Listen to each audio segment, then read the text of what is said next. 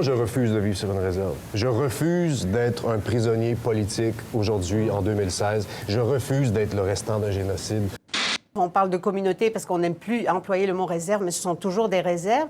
Ces Autochtones-là sont assignés un peu à résidence là s'ils veulent bénéficier de certains avantages fiscaux, de certains programmes.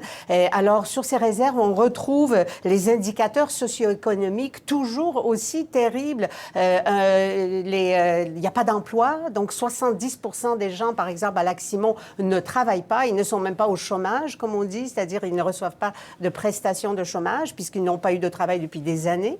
Il n'y a pas d'emploi, il n'y a pas de logement. Alors, vous savez que les Autochtones n'ont pas le droit de posséder des maisons.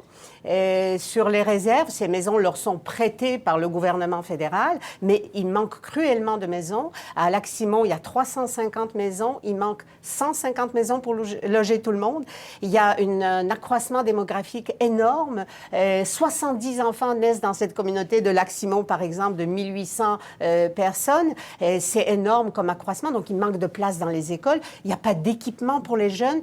Alors, vous voyez, ces tentatives de suicide, on les retrouve dans plusieurs communautés, pas dans toutes, mais dans plusieurs communautés autochtones. À Lac-Simon, il y en a à peu près 1 ou 2 par mois, ce qui est déjà énorme pour une population de cet ordre-là.